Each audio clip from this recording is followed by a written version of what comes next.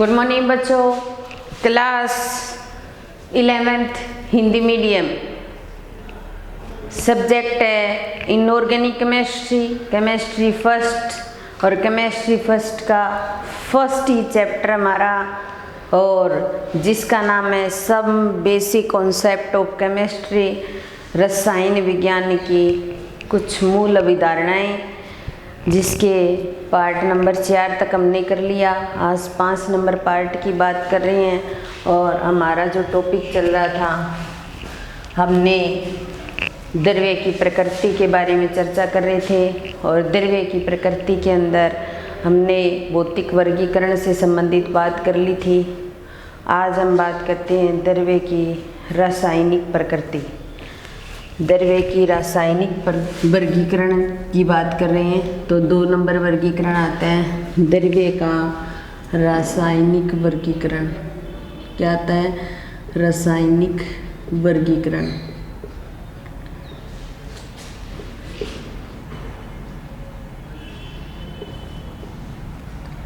रासायनिक वर्गीकरण के आधार पर द्रव्य को सबसे पहले 2 पदार्थों के अंदर बांटा गया है, या 2 पार्ट्स में डिवाइड किया गया है। एक तो क्या होते हैं शुद्ध पदार्थ, जिनको बोला जाता है प्योर सब्सटेंस, और 2 नंबर पार्ट होता है मिश्रण। क्या होता है? मिश्रण या मिक्सचर। ठीक है।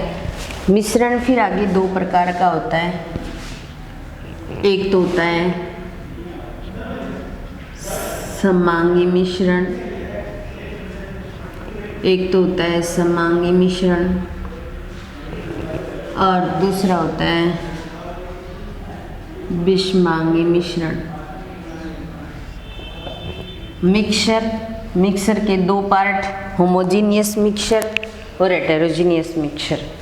शुद्ध पदार्थ को भी हम 2 पार्ट्स में डिवाइड कर देते हैं। एक तो हमारे पास में क्या आ जाते हैं, तत्व आ जाते हैं इसके अंदर, और दूसरे क्या होते हैं, यौगिक होते हैं। क्या होते हैं? यौगिक। ये हमारा रासायनिक वर्गीकरण है द्रव्य का। रासायनिक वर्गीकरण के आधार पर द्रव्य 2 प्रकार के, एक तो क्या होते हैं शुद्ध पदार्थ, और एक होते हैं मिक्सचर। ठीक है। शुद्ध पदार्थ का मतलब बिल्कुल प्योर सब्सटेंस होते हैं, ये बिल्कुल शुद्ध पदार्थ में होते हैं, जिन्हें किसी प्रकार से कैसे भी तोड़ा नहीं जा सकता, या किसी भी विधि के द्वारा इनको अलग नहीं किया जा सकता। तो ये शुद्ध पदार्थ, जिनको 2 पार्ट में हम अलग अलग पढ़ेंगे, एक तो तत्व हो गए हमारे पास, और एक क्या हो गया, यौगिक हो गया। हमारी जो आवर्त सारणी है उसमें टोटल जितने तत्व पाए जाते हैं 114 से लेकर 118 तक के तत्व होते हैं, उनको इसी श्रेणी के अंदर रखा गया है।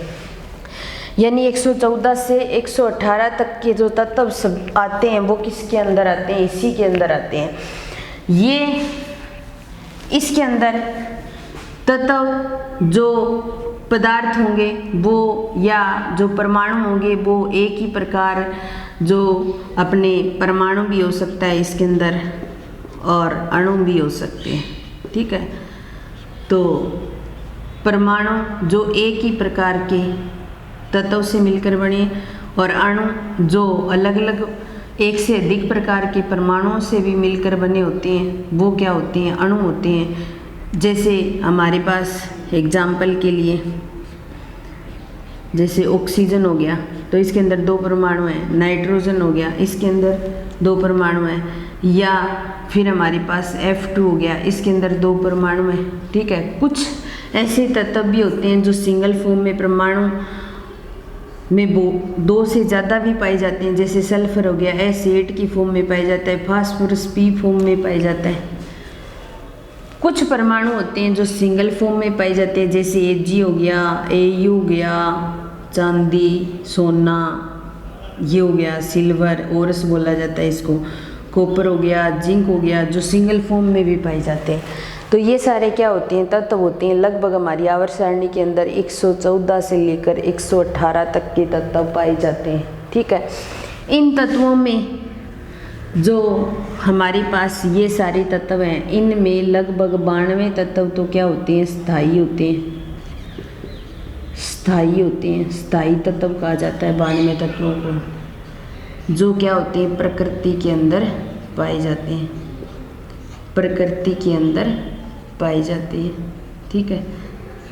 और उसके बाद के जो तत्व हैं उन तत्वों को प्रयोगशाला में बनाया जाता है।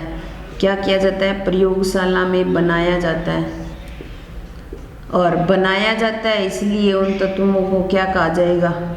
या तो उन्हें क्या कहा जाएगा? कृत्रिम तत्व, या उन्हें क्या कहा जाएगा? मानव निर्मित तत्व। क्या कहा जाएगा? मानव निर्मित तत्व। तो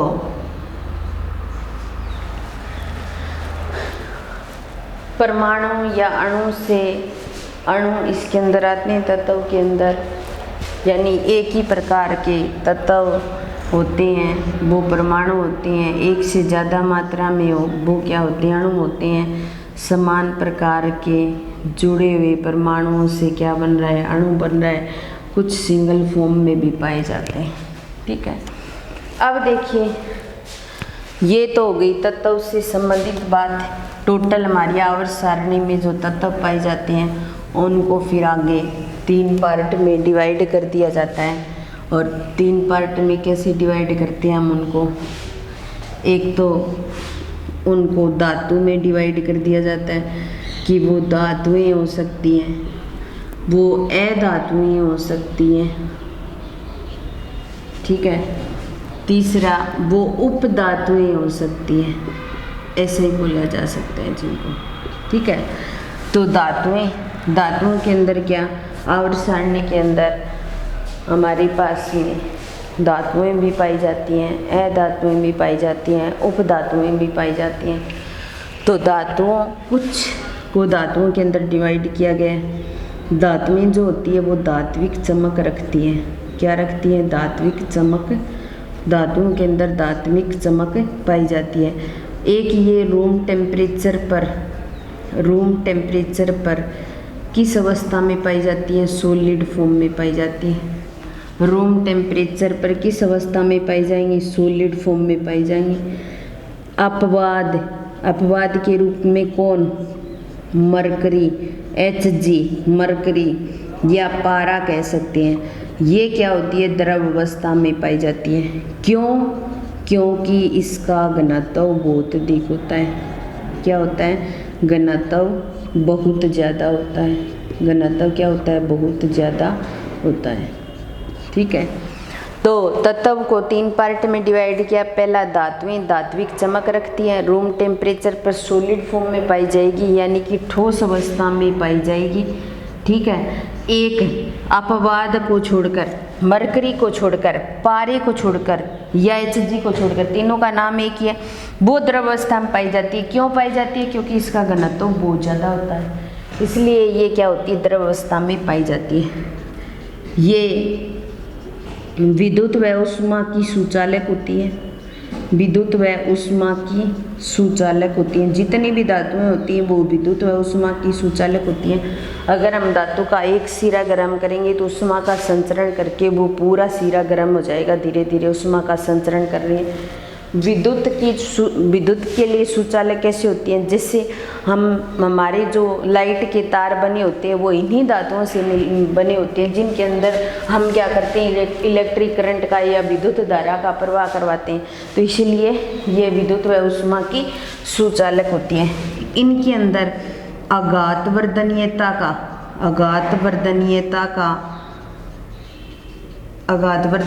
व तन्यता का गुण पाया जाता है।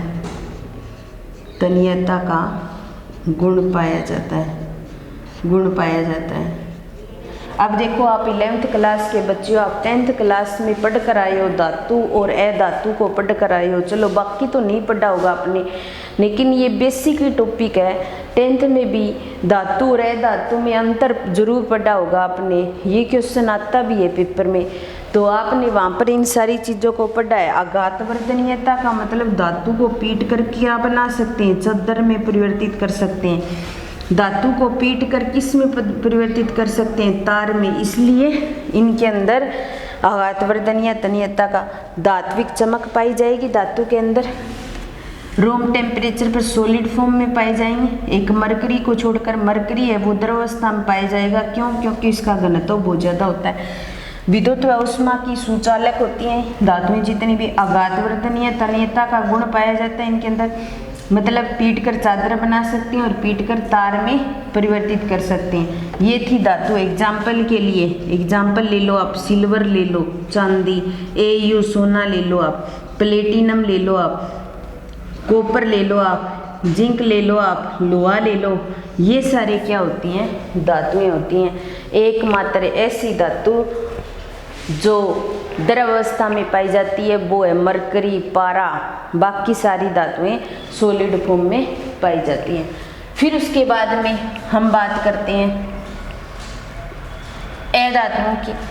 अधातुओं के अंदर धात्विक चमक नहीं पाई जाती, धात्विक चमक नहीं, ठीक है, नहीं पाई जाती। दूसरा, ये रूम टेम्परेचर पर 3 अवस्था में पाई जाती हैं। ये ठोस अवस्था में पाई जाती हैं, ये द्रव अवस्था में भी पाई जा सकती हैं, ये गैस अवस्था में पाई जाती हैं, ठीक है। ठोस अवस्था में जैसे हमारे पास सल्फर हो गया, फास्फोरस हो गया, ये क्या होती हैं? द्रव अवस्था में पाई जाती हैं ठोस अवस्था में। और ब्रोमीन जो है वो द्रव अवस्था में पाई जाती है। गैस अवस्था में जैसे ऑक्सीजन हो गई, नाइट्रोजन हो गई हमारे पास, ये द्रव अवस्था में पाई जाती है। तीसरी बात, ये विद्युत व ऊष्मा की सुचालक नहीं होती। विद्युत व ऊष्मा के लिए ये क्या होती हैं? कुचालक होती हैं। क्या होती हैं? कुचालक होती हैं, कुचालक होती हैं। विद्युत व ऊष्मा के लिए क्या होती हैं? कुचालक होती हैं। एक ग्रेफाइट को छोड़कर हमारे पास कार्बन अधातु है जिसके 3 रूप पाए जाते हैं। एक होता है हीरा, एक होता है ग्रेफाइट और एक होता है फुलरीन। क्या होता है? फुलरीन। पढ़ के आए हो आप 10th क्लास में। ग्रेफाइट जो होता है वो क्या होता है? विद्युत व ऊष्मा का सुचालक होता है। विद्युत व ऊष्मा का सुचालक होता है। विद्युत व ऊष्मा का सुचालक होता है। एकमात्र एक ऐसी धातु का अपरूप जो विद्युत का सुचालक होता है वो क्या है? ग्रेफाइट है। क्या है? ग्रेफाइट है। इनके अंदर आघातवर्धनीयता का, तन्यता का गुण भी नहीं पाया जाता। जो धातुएं होती हैं वो कठोर होती हैं। धातुएं क्या होती हैं? कठोर होती हैं। इसके लिए वह अपवाद है जो हमारे पास क्या होता है? सोडियम हो गया, पोटेशियम हो गया, ये क्या होते हैं? सॉफ्ट अवस्था में पाई जाते हैं। अधातुएं धात्विक चमक नहीं पाई जाती। रूम टेम्परेचर पर ये ठोस, द्रव और गैस अवस्था में पाई जाती है। ठोस अवस्था में सल्फर, फास्फोरस हो गया, द्रव अवस्था में ब्रोमीन पाई जाती है, गैस अवस्था में ऑक्सीजन, नाइट्रोजन, ये हो गई हाइड्रोजन गैस हो गई। विद्युत व ऊष्मा की सुचालक होती है। एक ग्रेफाइट को छोड़कर, ग्रेफाइट विद्युत व ऊष्मा का सुचालक होता है। इनके अंदर आघातवर्धनीयता और तन्यता का गुण नहीं पाया जाता। इनको पीटेंगे तो ये टूट जाएंगे। तन्यता का गुण नहीं होता, टूट जाएंगी, क्योंकि इनकी प्रकृति कैसी होती है? भंगुर प्रकृति के होते हैं ये, भंगुर प्रकृति के। जैसे एग्जाम्पल के लिए हो गया कार्बन हो गया, नाइट्रोजन हो गया, ऑक्सीजन हो गया, फ्लोरीन हो गया, Cl हो गया। ये कुछ एग्जाम्पल है इसके, ठीक है। फिर तीसरा क्या होती है? उपधातु होती है। तीसरी क्या होती है? उपधातु होती है। उपधातु जिसके अंदर धातु व अधातु दोनों के गुण पाए जाते हैं। धातु व अधातु दोनों के गुण पाए जाते हैं, वो क्या होती है? दोनों के गुण पाए जाते हैं, वो क्या होती है? उपधातु होती है। एग्जाम्पल के लिए आर्सेनिक हो गया, arsenic, antimony, bismuth, arsenic, antimony, bismuth, ये सारे क्या होते हैं?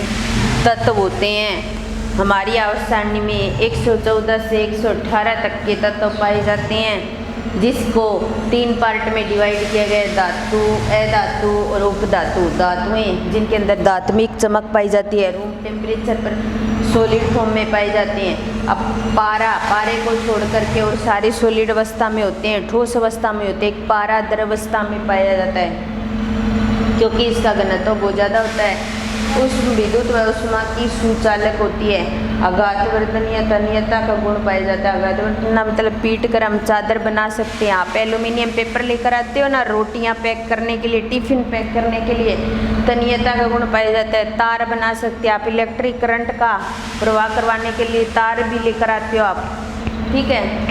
तो इसके अंदर Ag, Au, platinum, copper, zinc, ferrous, ये सारी क्या हैं, धातुएं, धातुएं जिनके अंदर धात्विक चमक नहीं पाई जाती, रूम टेम्परेचर पर तीनों अवस्था में पाई जाती हैं। ठोस सल्फर फास्फोरस हो गया, द्रव ब्रोमीन हो गया और गैस ऑक्सीजन नाइट्रोजन हाइड्रोजन हो गया। विद्युत व ऊष्मा की कुचालक होती हैं। कार्बन के 3 अपरूप हीरा, ग्रेफाइट, फ्लोरीन। ग्रेफाइट विद्युत व ऊष्मा का सुचालक होता है। अघातवर्धनीय तन्यता का गुण पाया जाता है। भंगुर प्रकृति के होते हैं।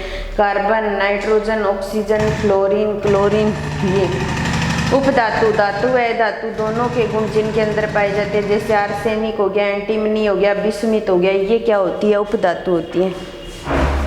फिर उसके बाद में यौगिक की बात करते हैं, जो परमाणु या तत्व से मिलकर बने होते हैं। तत्व 2 या 2 से अधिक तत्व जब मिल जाते हैं समान प्रकार के या भिन्न प्रकार के, तो किसका निर्माण होता है, यौगिक का। जैसे H2 है, H2 के अंदर 2 तत्व तो हाइड्रोजन के और 1 तत्व ऑक्सीजन का 2:1 अनुपात में मिलकर के क्या कर रहे हैं, यौगिक का निर्माण कर रहे हैं। एग्जाम्पल के लिए CO2, जिसके अंदर 1 तो कार्बन है और 2 ऑक्सीजन है, 1:2 अनुपात में मिलकर के क्या कर रहे हैं, यौगिक का निर्माण कर रहे हैं। तो जब 2 या 2 से अधिक तत्व आपस में मिल जाते हैं तो जिस यौगिक का निर्माण करते हैं, जिस पदार्थ का निर्माण करते हैं, वो क्या होता है, यौगिक होता है। जैसे जल लिया हमने, जल 2:1 अनुपात में पाया जाता है और CO2 के अंदर कार्बन और ऑक्सीजन का अनुपात 1:2 अनुपात होता है, तो ये क्या होते हैं, यौगिक होते हैं।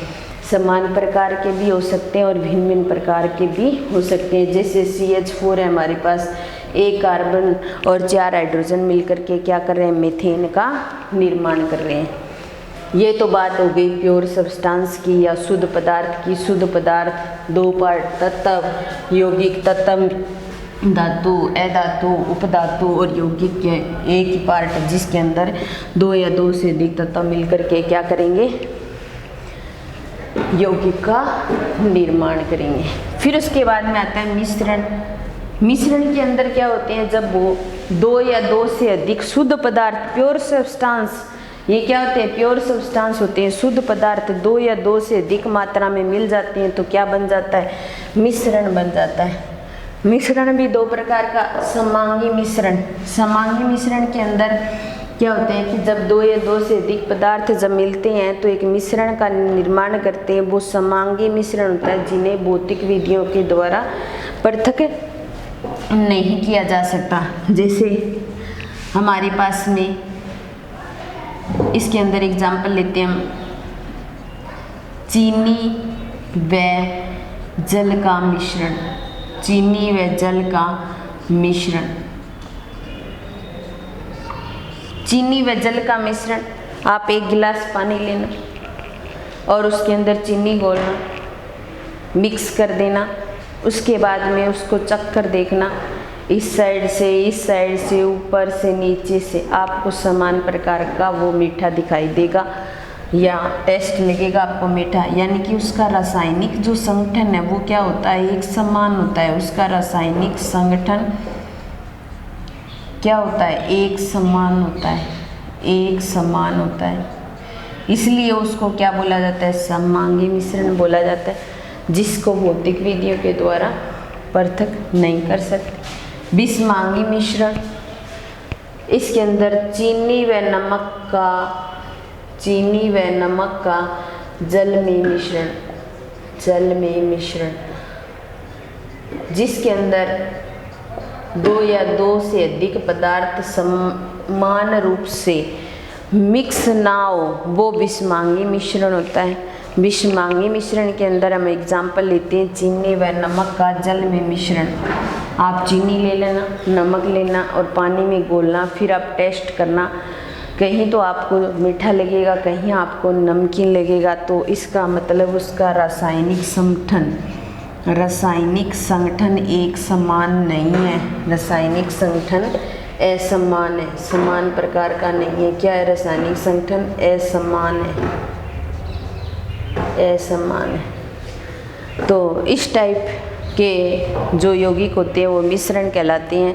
जब दो या दो से अधिक शुद्ध पदार्थ को मिला दिया जाए तो वो मिश्रण प्राप्त होता है। मिश्रण दो प्रकार के, एक समांगी मिश्रण जिसका रासायनिक संगठन एक समान होता है, और विषमांगी मिश्रण जिसके अंदर रासायनिक संगठन असमान प्रकार का होता है, तो वो विषमांगी मिश्रण कहलाता है। समांगी मिश्रण में चीनी व जल का मिश्रण हो गया, और विषमांगी मिश्रण में चीनी, नमक व जल का मिश्रण जिसका रासायनिक संगठन क्या है? एक समान है। ये हमने द्रव्य के वर्गीकरण से संबंधित बात कर ली। द्रव्य की प्रकृति कर रहे थे। द्रव्य की प्रकृति में हमने भौतिक वर्गीकरण किया, जिसके अंदर द्रव्य को अवस्था के आधार पर 3 भागों में बांट दिया: ठोस अवस्था, द्रव अवस्था और गैस अवस्था। अब हम यहाँ रासायनिक वर्गीकरण की बात की। रासायनिक वर्गीकरण के आधार पर द्रव्य को 2 भागों में बांटा गया, एक शुद्ध पदार्थ, दूसरा मिश्रण।